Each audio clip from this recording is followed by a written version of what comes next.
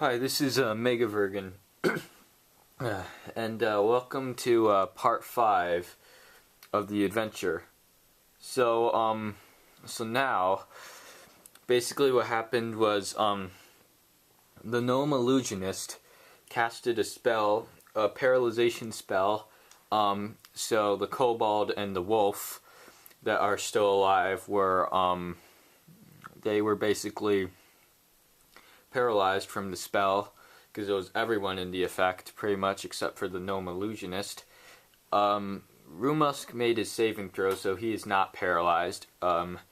Clavicia and Xena are paralyzed because they failed to make their saving throw. And Rutler and Tyvern are already paralyzed, so they were not affected. Yet in 2 more rounds, approximately, they will become free. And, so, I'll just start where I left off. Where I left off, Rumusk was able to, or Rumusk actually confronted the gnome illusionist, and so he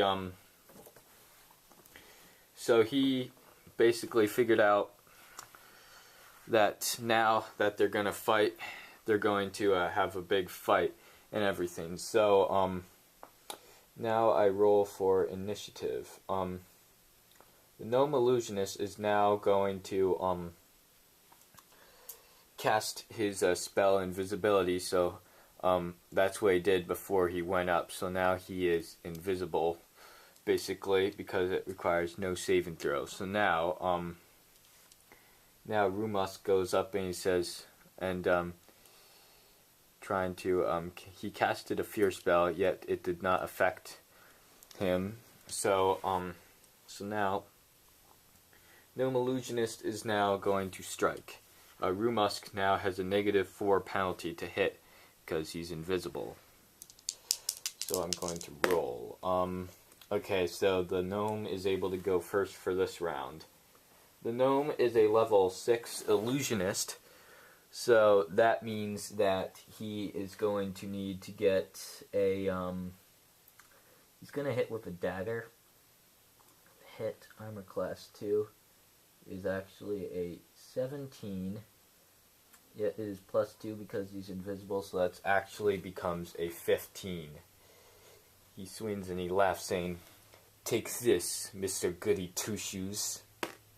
He gets a 12, so he misses. Not by much, but he still misses. Rumusk says, "My eyes shall fail if my eyes come to fail me. I still have my other senses that I must use." Rumusk gets a 16, actually, against armor class 2, which is going to be a hit, actually. He says, "I feel a strike from which I have hit." He says, so I'll have him, like, strike. And then, so with his, Macy causes, 5, points of damage to the gnome illusionist. So the gnome illusionist, he now is, at 19 hit points. So now, there's 1 round left for Rutler and for Tyvern to get back. So now 1 round is left. So the next encounter goes, the gnome illusionist decides that that hit had hurt him pretty badly by wounding him, so I am going to see what he possibly wishes that he wants to do. Knowing that his friends might come back, he decides to make a retreat. So the gnome actually moves back far away as he's invisible, and he basically retreats. Rumusk does not see him, so Rumusk tries to hit. So you just see Rumusk hitting but missing. Now suddenly that round has gone by, so now Rutler and Tyvern have now become free, So now, what I'm gonna do is Tyvern is going to have a spell be prepared. So now he's free, unparalyzed. Ugh. Oh, now what? Oh, cast Dispel Magic.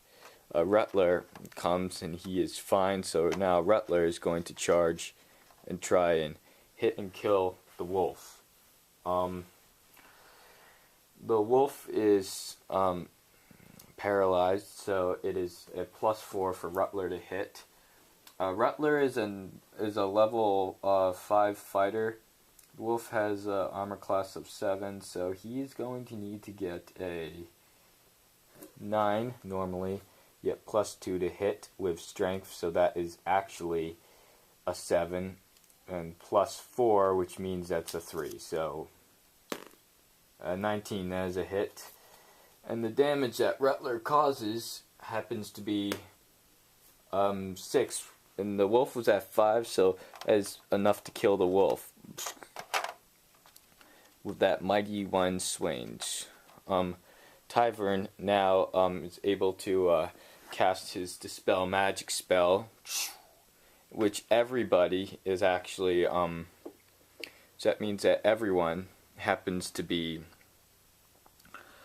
free now, so Clawvicia goes, and Xena, and that one kobold does not know what's going on, feeling very afraid now that he is free. Everyone basically lost track of the gnome illusionist. So yeah, they look at the kobold. The kobold looks very scared, and he actually just surrenders to everyone. I surrender. Please don't kill me. Rumask says, "Nonsense. We will not kill you. Instead, we shall bring you to the dungeon, where you shall pay for your crimes." And so Rutler's kind of like, I kind of want to kill him. He seems worthless. And Rumask says, "No. It seems that I am the one here who found him first. So I shall gladly aid him to the dungeon to go." So Rumask says, "Come, won't you join me? We must safely bring him here." Everyone else seems to be like, I don't know. They're like, I don't know if I want to take that time. I think we should just tie him up, says Tyvern. Clawvicia says, yeah, I'll tie him up. Maybe the gnome illusionist will come back, and maybe he'll possibly kill him. Wait, no, please, take me to prison, says the kobold, very scared, tugging on Rumask's arm. Rumask says, I have an idea. How about we'll make a vote on it? Say, I will say I, or say I, if you wish to have me bring him to prison. I. Anyone else? No. Say I if you wish to have him be tied up. I. I don't care. Yeah, sure, I.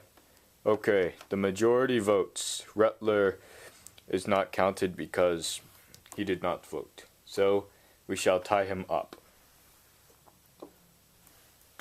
Does anybody have... Oh wait, I have seen. I have 50 feet of rope. Well, my friend, it is time to tie you to a tree. So the adventurers tie the kobold to the tree, and they continue on.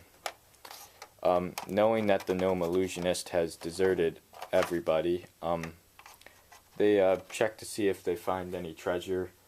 No treasure on the wolves or kobolds, yet they find 100 gold pieces in the dead human that they killed, or that the gnome killed. And so since ending it here, I will continue this next time.